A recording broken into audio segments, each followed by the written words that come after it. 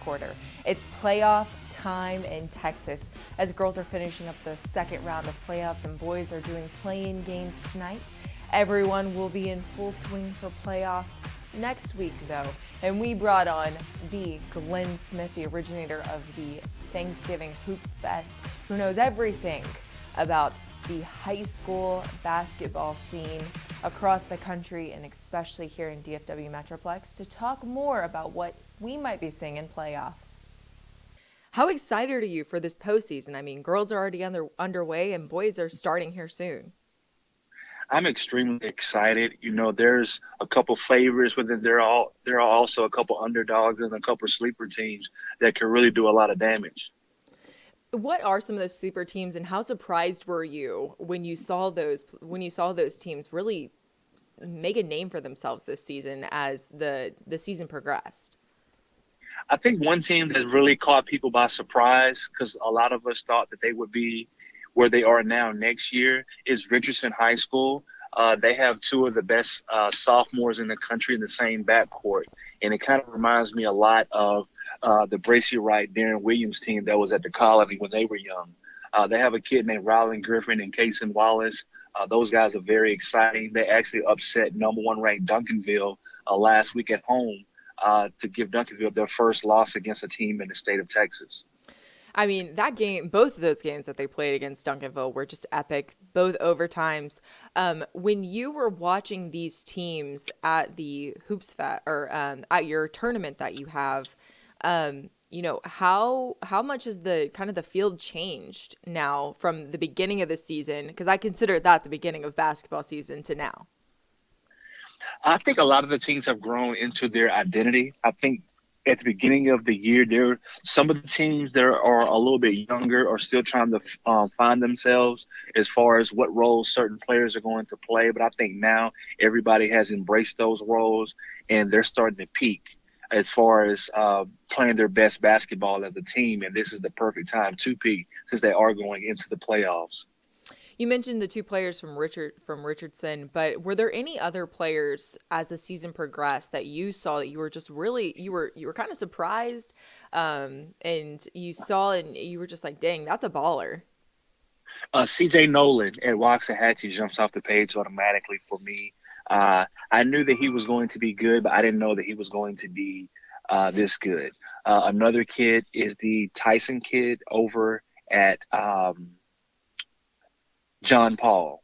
He's really been playing some really, really good basketball. He's really opened up a lot of people's eyes. He has people going over to check out a John Paul basketball game. And I don't think a lot of people would be saying that, 2, 3 years ago.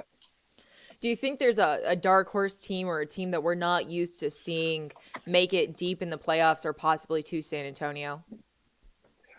Could you say it again? So have you seen any teams that you think could make it to San Antonio that we wouldn't normally expect, or at the beginning of the season we wouldn't say, oh, that's a team that can go and play at San Antonio State? I can't believe I'm going to say this because they won state last year, but they started off so rocky this year, and that's Faith Family. They started off really, really kind of tough this at the beginning of the year. They also play one of the tougher schedules in the city as well, as far as playing higher classifications. I think they have a good chance to get down there. I think depending on what happens in the first two rounds of the playoffs, the Waxahachie's or the Richlands or the South Grand Prairies or even the North Crawleys, they can make their way down there. Allen, I think they have a really good chance of meeting someone down in San Antonio as well, especially since they're in a different region. And then on the girls' side of things, how excited are you for these girls' playoffs? Are there any players that really stood out this season, or are there any teams that you're just like, that's a solid girls' team? Uh, um, it's four teams, and they all are going to have to play each other probably starting on Tuesday or at the very least starting next weekend. And that's DeSoto, Duncanville, South Grand Prairie, and Irvin MacArthur. Um, they're all in the same region, and that's probably the toughest region in the state. Well, I won't say probably. It is the toughest region in the state because you have three teams. Three out of those four teams are currently ranked in the top 25 to 30 in the country, and the fourth team, Irvin MacArthur, they probably would be But they recently just got Sarah Andrews back, who's a Baylor commit, who is also one of the top 30 players in the country. And so that whole region right there, whoever comes out of their region is favored to win state. Most If definitely. they don't beat up on each other. Well, that's if they don't beat each other up before they get there. I mean, when you look at those teams and the girls that are playing for them, I mean, RV MacArthur alone has Sarah Andrews and Hannah Gusters. Hannah Gusters is McDonald's All-American. And then Sarah is just one of the top players that there is. Injuries alone are the only reason that she wasn't put on the McDonald's All-American team as well. But it's crazy the fact that we're finally in postseason. We're almost to March Madness. But what if you could sum up this season in a few words so far, what would they be? Anything can happen. Anybody can beat anybody. You have to be prepared to play every night, especially once the playoffs start, because it's a lot of hungry people that want your spot. Teams, it's sort of like the NCAA tournament. They only have to be better than you for one night. You could be better than them for the rest of the year, but as long as they're better than you for that one night, you never know. Glenn, thank you so much for joining us on the fifth quarter. You always have such great insight on the basketball scene here in DFW. When we come back, we have a coach on with us to talk about his team's success so far this season. Don't forget to catch our extended coverage of the high school football season each week on The Warm-Up, presented by your local North Texas Geico agents. We will get you ready for all the action this Thursday on all our social media outlets. Watch Inside High School Sports to catch this week's MVP, brought to you by GiveMeTheVin.com. These MVP athletes make it look easy, just like GiveMeTheVin.com makes it easy to sell your car. The Texas high school hoop scene has seen some wild cards this season. One of those is OD Wyatt. We caught up with their head coach to talk about his team's performance this year.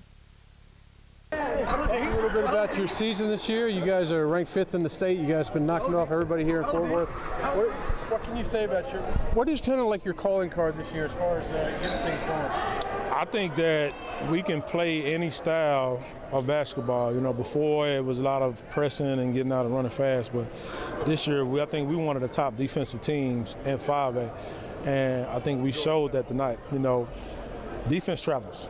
You know, when shots are not falling, especially in the playoffs, the defense will carry you and keep you in the game and allow you to have a chance to win the game. I was going to say, this gets you through the regular season, but postseason is right around the corner. What do you think about Region 1 and what you guys got to do to win 7 straight games? Region 1 is tough. Region 1 is tough. Starting with that by-district round, we're playing probably one of the tough districts in our region with the teams from Mansfield. So it's not going to be an easy game. I think 1 through 4 are going to have a tough game, and we just got to come. We got to prepare like we do. Prepare as best as we can to have the kids ready mentally. You know, execute down the stretch.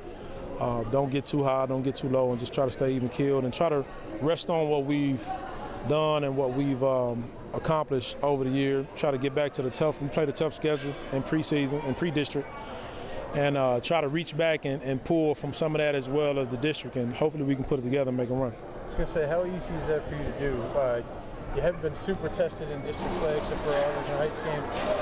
How hard is it to be able to reach back, or can you just pinpoint, hey, when we played such and such a team, we did this and it worked for us? Just remember that if you start falling behind a little bit. Well, you just you coach it the same way. First of all, you know, the district, we get everybody's best shot every game. Everybody's best shot every game. So even though the score may not look indicative to us being tested, everybody's coming out and throwing their best punch. So we just got to stay even keeled. Like I said, stay even keeled, follow the game plan, defend, get out and run when we can, and execute down the stretch. And hopefully that'll be good enough for us to represent Region 1 down the state championship. And finally, once you get into the playoffs, you will be the hunted.